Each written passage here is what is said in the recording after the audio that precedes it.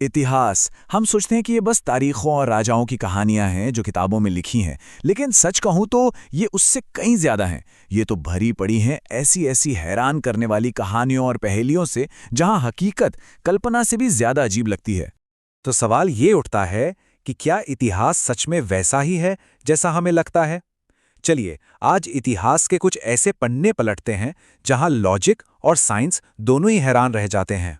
जरा सोच कर देखिए, एक औरत जिसे डॉक्टर डेड डिक्लेयर कर चुके हैं और वो अपने ही फ्यूनरल में उठकर बैठ जाती है। जी हाँ, एक ऐसी कहानी जहां मौत बस एक कॉमा थी, फुल स्टॉप नहीं। या फिर एक ऐसी सिविलाइजेशन के बारे में क्या कहेंगे जिसने रेगिस्तान में इतने बड़े बड़े चित्र बना डाले जिन्हें वो खुद कभी अपनी आंखों से पूरा देख ही नहीं सकते थे। और ये सुनिए, हजारों साल पहले समंदर में डूबी एक ऐसी मशीन जो इतनी एडवांस थी कि वैसी टेक्नोलॉजी दोबारा बनाने में दुनिया को पता है कितने 1600 साल लग गए। तो चलिए शुरू करते हैं सबसे पहले बात उन कहानियों की जहां किस्मत ने मतलब लॉजिक को पूरी तरह से धत्ता बता दिया। इतिहास में ऐसे लोगों की कमाल की कहानियां भरी पड़ी हैं जिनकी जिंदगी किसी चमत्कार से कम नहीं थी। एक पल के लिए उस सीन को इमेजिन कीजिए। साल है 1915। एसी डनबा नाम की एक महिला को मृत घोषित कर दिया गया है। ताबूत में बंद भी कर दिया गया। अंतिम संस्कार की पूरी तैयारी है।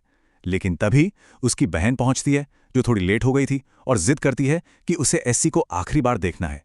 खैर, ताबूत खोला जाता है और जो होता है उसे सुनकर किसी के भी रोंगटे खड़े हो जाएं। एसी ताबूत के अंदर उठकर बैठ जाती है और सबको देखकर मुस्कुराती है। और कमाल की बात तो यह है कि इस मौत के बाद वो पूरे 47 साल और जीती है। अच्छा, अब इस नंबर को देखिए, 54। ये नंबर जैक मिलर की उस कहानी का हिस्सा है जो सुनने में नामुमकिन लगती है। एक ऐसी जिंदगी जो उन्होंने एक जानलेवा चोट के बाद जी। तो Jack Miller American civil war के एक सिपाही थे। जंग के मैदान में एक गोली सीधे उनके माथे के बीचों बीच लगी। जाहिर है उनके साथियों ने उन्हें मरा हुआ मानकर वहीं छोड़ दिया। लेकिन कहानी यहां खत्म नहीं हुई। कुछ घंटों बाद जैक को होश आ गया। और सबसे ज्यादा हैरान करने वाली बात जानते हैं क्या है? माथे में गोली लगने के बाद भी वो पूरे 54 साल और जिए, और वो भी माथे पर उस गोली के छेद के साथ। कहते हैं कभी कभी भविष्य खुद दरवाजे पर दस्तक दे देता है। अब्राहम लिंकन के साथ भी कुछ ऐसा ही हुआ। अपने मर्डर से ठीक 10 दिन पहले लिंकन ने एक बहुत ही अजीब और डरावना सपना देखा। उन्होंने सपने में देखा कि व्हाइट हाउस में सब लोग रो रहे हैं, मातम का माहौल है और बीच में एक लाश रखी है। उन्होंने सपने में ही एक गार्ड से पूछा कि ये कौन है, तो गार्ड ने जवाब दिया, ये प्रेसिडेंट है, उनका मर्डर हो गया है। लिंकन इस सपने से इतने परेशान हुए कि उन्होंने अपनी पत्नी और एक करीबी दोस्त को इसके बारे में बताया भी, और फिर कुछ ही दिनों के अंदर ये खौफनाक सपना सच हो गया। तो ये कहानियां हमें बताती हैं कि एक अकेले इंसान की किस्मत भी कितनी अजीब और रहस्यमयी हो सकती है ना? लेकिन तब क्या होता है जब ये रहस्य किसी एक इंसान का ना होकर पूरी की पूरी सभ्यता का हो? एक ऐसी सिविलाइजेशन का जिसने अपने पीछे कुछ ऐसे राज छोड़े हैं जो आज भी हमें सोचने पर मजबूर कर देते हैं। तो चलिए अब बात करते हैं धरती पर उकेरे गए उन विशाल रहस्यों की। ऐसी चीजें जिन्हें प्राचीन लोगों ने बनाया तो, पर क्यों बनाया ये आज तक कोई नहीं जान पाया है। पेरू का नाज़का रेगिस्तान। अगर कोई वहां जमीन पर खड़ा हो तो उसे कुछ बेतरतीब सी लाइनें दिखेंगी, बस, कुछ खास नहीं। लेकिन 1930s में जब पहली बार इनके ऊपर से प्लेन उड़ा तो एक ऐसी चीज सामने आई जिसने सबके होश उड़ा दिए। वो बेतरतीब लाइनें असल में विशाल आकृतियां थीं। एक बहुत बड़ी मकड़ी, एक बंदर और न जाने कितने ही ज्योमेट्रिकल शेप्स जो सिर्फ और सिर्फ आसमान से ही दिखाई दे सकते थे। और बस यहीं पर सबसे बड़ा सवाल खड़ा हो जाता है, आखिर किसी ने ऐसी आर्ट क्यों बनाई जिसे वो खुद कभी देख ही नहीं सकते थे? इसका मकसद क्या था? क्या ये कोई एस्ट्रोनॉमिकल कैलेंडर था, या फिर पूजा पाठ के लिए बनाए गए रास्ते, या जैसा कि कुछ लोग मानते हैं, क्या ये आसमान में मौजूद किसी या किन्हीं के लिए कोई मैसेज था?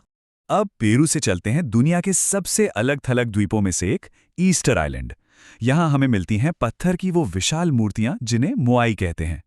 अब यहां पहेली ये है कि 80-80 टन की इन भारी भरकम मूर्तियों को बनाया कैसे गया और फिर मीलों दूर तक ले जाया कैसे गया।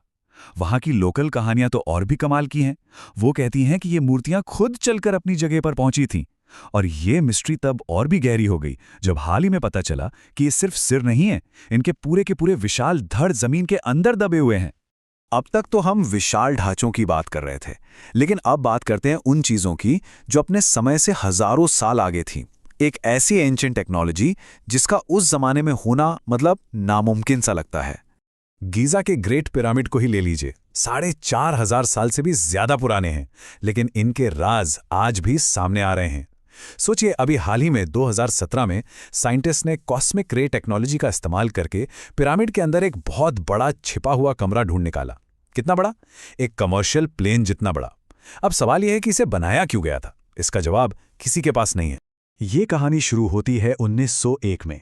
कुछ गोताखोरों को समंदर में एक पुराने डूबे हुए जहाज के मलबे से धातु का एक अजीब सा जटिल टुकड़ा मिलता है। पहली नज़र में तो ये किसी काम का नहीं लगा, लेकिन सालों की रिसर्च के बाद जो सच सामने आया उसने दुनिया को हिलाकर रख दिया। वो चीज़ थी 2000 साल पुराना एंटी-काइथेरा मैकेनिज्म। और ये क्या था? ये था दुनिया का पहला एनालॉग कंप्यूटर। एक ऐसी मशीन जिसमें 37 से ज्यादा आपस में जुड़े हुए गियर्स थे और ये सूरज, चांद और ग्रहों की पोजीशन बता सकती थी। यहां तक कि ग्रहण कब लगेगा इसकी भविष्यवाणी भी कर सकती थी। लेकिन सबसे ज्यादा चौंकाने वाली बात ये नहीं है। सबसे ज्यादा चौंकाने वाली बात यह है कि एंटी-काइथेरा मैकेनिज्म जैसी कॉम्प्लेक्स टेक्नोलॉजी दुनिया में अगले 1600 सालों तक दोबारा किसी ने नहीं बनाई।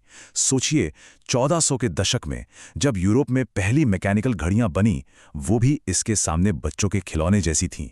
तो ये एक बहुत बड़ा सवाल छोड़ जाता है कि 2000 साल पहले ये नॉलेज, ये ज्ञान आया कहाँ से और फिर अचानक से गायब कैसे हो गया?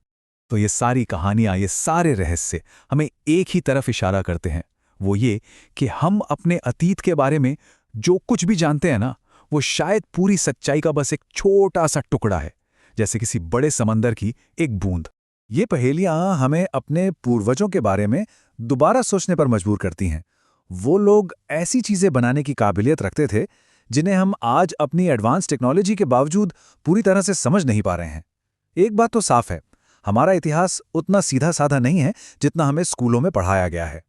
और आखिर में एक सवाल जो सोचने पर मजबूर करता है कि जैसे हम आज अतीत के इन रहस्यों को देखकर हैरान होते हैं, क्या आने वाली पीढ़ियां हमारे आज को देखकर, हमारे दुनिया की किसी चीज को देखकर ठीक इसी तरह हैरान होंगी और सोचेंगी कि ये लोग ऐसा करते कैसे थे, ये संभव कैसे था?